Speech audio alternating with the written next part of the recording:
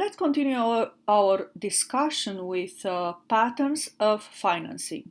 Now that we understand how the assets grow, let's see how we can finance them. So we are going to look into how to find the best way, the best cost of borrowing interest rate to finance our asset growth.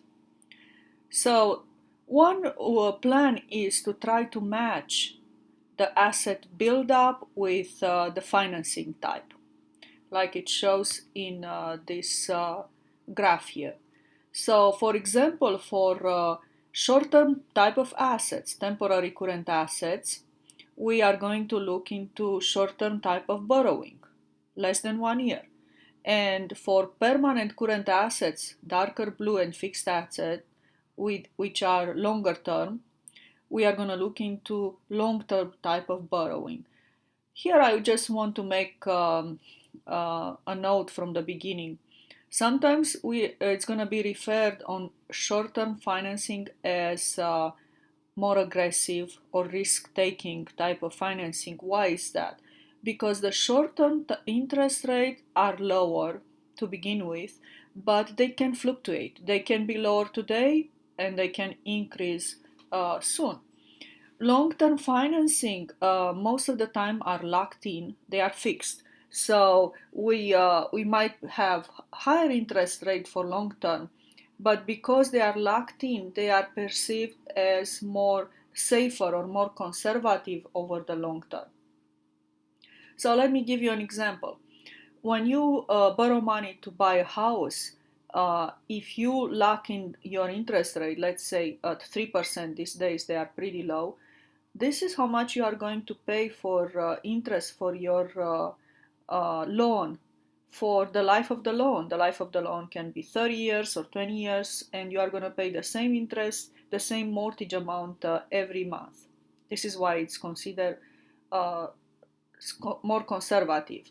On the other hand, if you borrow money to buy a house and you want short term financing because you say, well, it's a little lower than long term, it's a little lower today, that's true, but in time, if that interest rate is going to increase for 20 years, that's a long time, it's probably going to increase, then you are going to pay more and more mortgage. That's an example. This is why so many people lost their houses in relation to most recent recession.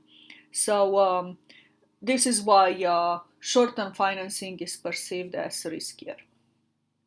So that's one type of plan in matching short-term needs with short-term financing. Now, sometimes it's hard to figure out exactly how much of your assets are fixed, how much are variable, how much are short term, how much are long term. It's hard to figure out the exact timing of liquidation. So, because of that, what happens sometimes businesses can finance with short term needs, some fixed assets, permanent current assets, part of temporary current assets. So, based on our previous discussion, remember what we said, if you see more long-term financing, more of this darker blue, that means that's a more conservative type of business. This business wants to lock in more of their loans, more of their borrowing. They don't want to deal with fluctuations in short-term financing. So that's a plan.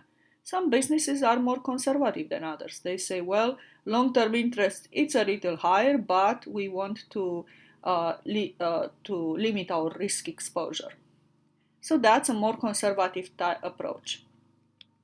And there is the other one, a more aggressive type of approach in which you say, well, if short-term interests are lower, why can't I borrow more of the lower interest rate type of loans? Well, they are lower today, but they are not locked in by nature. They can increase in the future. But if you are a risk taker, you want to grow more aggressively and save some money on interest rates, then you might go this route and finance with short-term borrowing temporary current assets, part of permanent current assets. And this is how it looks like. You see, more of the light blue, more risk-taking, and then we have less long-term type of borrowing. Now, after this discussion, we are going to move into the problem solving. So I want to show you the uh, table I have here that we are going to use in the problem solving part. So let's see. This is this table here that I'm going to post it for you so you have it. Financing plans. Based on the PowerPoint discussion, we have different type of plans. An aggressive or risky business. Okay, that's the very last PowerPoint we had. This one is gonna go for lots of short-term financing, riskier because it's gonna change. That's the risk. And low liquidity, high return. Sometimes they invest everything very aggressively and take more risk to be able to make more return. And that's the most aggressive plan. Go with short-term financing, borrow money on a riskier loan, and invest more aggressively. A conservative, just the opposite of that, is when you go more long-term, lock in for a little higher interest rate, but it's not going to change on you. And low return, don't go so aggressively on investing here to limit your risk exposure. And then you can have two alternative plans. One goes short-term financing combined with high liquidity. So one goes this way with short-term financing. Okay. And another one goes long-term financing. Let's use a different color here with low liquidity, high return, just to see how it goes, those two alternative plans here. So we are going to use this theory in problem solving next to do all kind of calculations on financing plans.